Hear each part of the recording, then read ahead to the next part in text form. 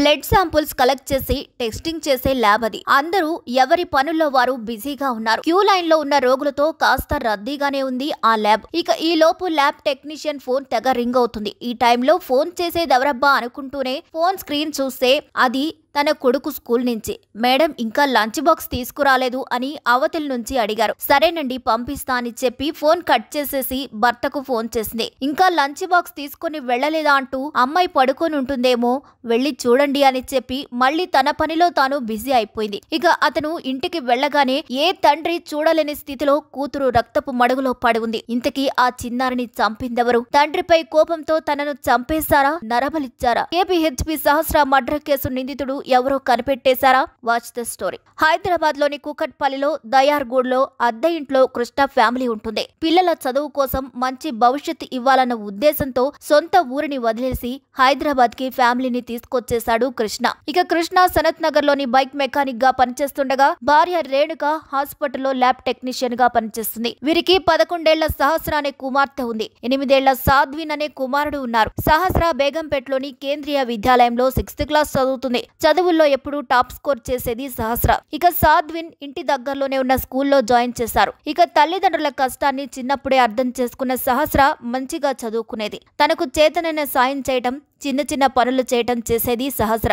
ఇక వీరుండేది double bedroom house లోని pent house లో. వీరి కింద ఇంట్లో సంజయ్ అనే వ్యక్తి ఫస్ట్ ఫ్లోర్ లో ఓనర్స్ ఉంటారు. ఇదిలా ఉంటే సందీప్ తన భార్యతో కలిసి ఉండేవాడు. సందీప్ భార్యకు హెల్త్ ఇష్యూస్ ఉండటం వల్ల కంప్లీట్ బెడ్ రెస్ట్ లోనే ఉంటుంది. సహస్ర ఫ్యామిలీ విషయానికొస్తే కంప్లీట్ గా హ్యాపీ ఫ్యామిలీ.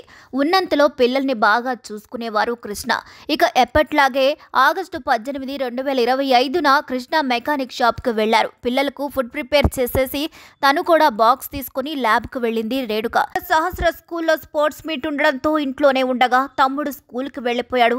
మధ్యాహ్నం తమ్ముడికి బాక్స్ తీసుకుని వెళ్ళు అని రేణుక మరీ చెప్పి వెళ్ళింది. కానీ ఆ రోజు మధ్యాహ్నం సాధ్విన్ కు లంచ్ బాక్స్ ఇంకా తీసుకుని రాలేదని స్కూల్ నుంచి ఫోన్ రావడంతో టీవీ చూస్తూ మర్చిపోయిందో ఏమో లేదా నిద్రపోయిందో అని అనుకొని భర్తకు ఫోన్ చేసి ఇంటికి వెళ్లమని చెప్పింది రేణుక. ఇక కృష్ణ ఇంటికి వెళ్లగానే ఇంటి గది బయట నుంచి గడియ పెట్టి ఉంది. దీంతో తన కూతురు బాక్స్ పట్టుకుని వెళ్ళుంటుందని అనుకొని గడియ ఓపెన్ చేశాడు. చూడగానే సరిగ్గా గది మధ్యలో రక్తపు మడుగులో పడి ఉంది సహస్ర.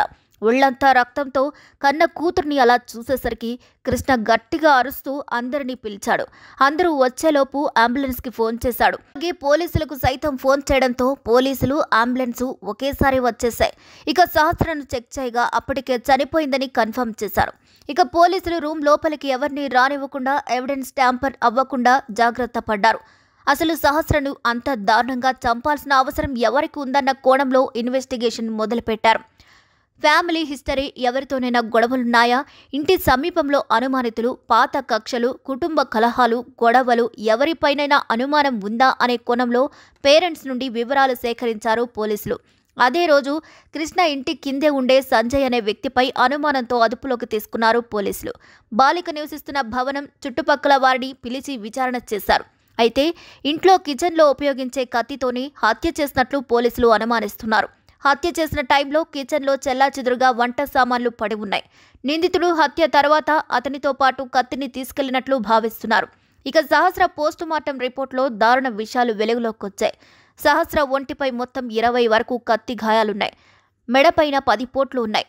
పోస్టుమార్టం ప్రాథమిక నివేదిక ప్రకారం హత్య ఉదయం 9:30 నుండి 10:30 మధ్య జరిగినట్టు తెలుస్తుంది.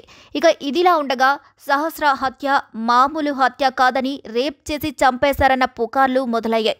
అయితే పోస్టుమార్టం రిపోర్టులో సహస్రపై ఎటువంటి అత్యాచారం జరగలేదని క్లియర్గా ఉంది. క్రాస్ చెకింగ్ కోసం స్క్వాబ్ని కలెక్ట్ చేసి ల్యాబ్కు పంపించారు. సరిగ్గా ఈ టైంలో మరో సంచలన వార్త షికారు చేయడం మొదలుపెట్టింది. అదేంటంటే సహస్రను నరబలిచ్చారని. అంతకు ముందే క్షుద్ర పూజలు జరిగాయని, ఆగస్టు 22న పొలాల అమావాస్య ఉందని, దీనికి సరిగ్గా 5 రోజుల ముందు సహస్రను బలిచ్చారని పుకార్లు మొదలయ్యాయి. అయితే వీటిని కొట్టిపారేశారు పోలీసులు. సహస్రని ఎవరు మర్డర్ చేశారంటే అన్ని అనుమానాలు, అందరి చూపులు, అందరి వేళ్లు సంజయ్ వైపే చూపించాయి. సహస్ర మర్డర్ తర్వాత అక్కడే తిరుగుతూ కనిపించాడు సంజయ్. దీంతో అతడిని అదుపులోకి తీసుకుని విచారిస్తున్నారు పోలీసులు. సంజయ్ తన భార్య అనారోగ్యానికి సహస్ర కుటుంబాన్ని నిందించేవాడని, పగతోనే ఈ దారుణానికి పాల్పడి ఉండొచ్చని పోలీసులు అనుమానిస్తున్నారు. ఇక పక్కా పథకం ప్రకారమే ద్వేషం పగతోనే సహస్రని చంపేశారని భావిస్తున్న పోలీసులు దుండగులు ఆమెని టార్గెట్ చేశారనే కోణంలో పోలీసులు ఆరా తీస్తున్నారు. ఇన్వెస్టిగేషన్ టైంలో సీసీటీవీ ఫుటేజ్ను చెక్ చేయగా పోలీసులకు ఓ క్లూ దొరికింది. హత్య జరిగిన టైంలో అనుమానాస్పదంగా ఓ వ్యక్తి కదలికలు బయటకొచ్చాయి. హత్య జరిగిన రోజు ఉదయం 9:57 అనుమానితుడు భవనం గేటు వెనుక నక్కినట్లు సీసీటీవీ ఫుటేజ్లో రికార్డైంది. అక్కడ ఒక పారిశుద్ధ్య కార్మికుడు రాగానే అతను దాక్కున్నట్లు పోలీసులు గుర్తించారు. ఈ వీడియో ఫుటేజ్ దర్యాప్తులో కీలకంగా మారింది. 5 రోజులవుతున్నా నిందితుడు ఎవరన్న తెలియకపోవడంతో పోలీసులపై అనుమానాలొస్తున్న క్రమంలో అంటే ఆగస్టు 22న నిందితుడు ఎవరో కనిపెట్టేశారు.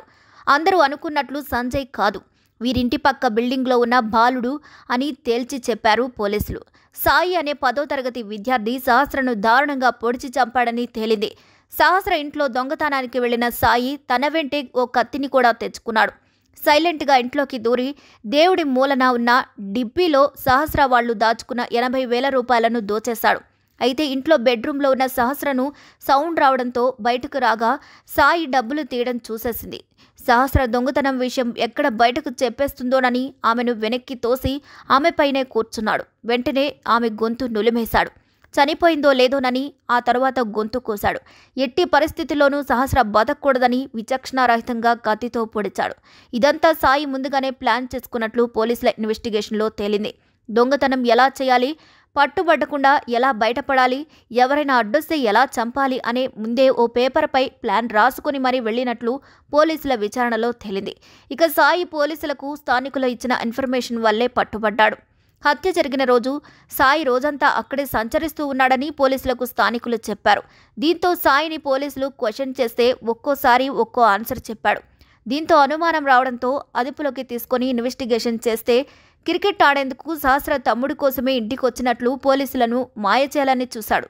కానీ పోలీసులు తమదైన స్టైల్లో విచారించడంతో నేరాన్ని అంగీకరించాడు. హత్యకు గురైంది 10 ఏళ్ల పాప, చంపింది 10వ తరగతి కుర్రాడు. 15 ఏళ్ల వయసులోనే క్రిమినల్ బ్రెయిన్ ఆ బాలుడి కనిపిస్తుంది.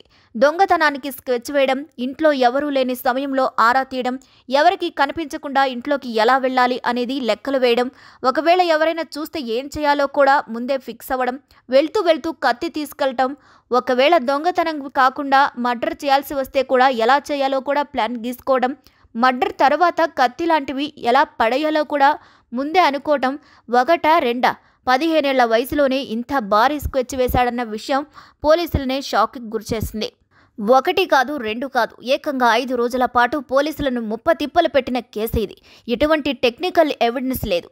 అనుమానితులు ఎంతమందిని విచారించినా కేసు తేల్టం లేదు. చివరికి పోలీసుల ఇన్వెస్టిగేషన్ పైనే అనుమానాలొచ్చాయి.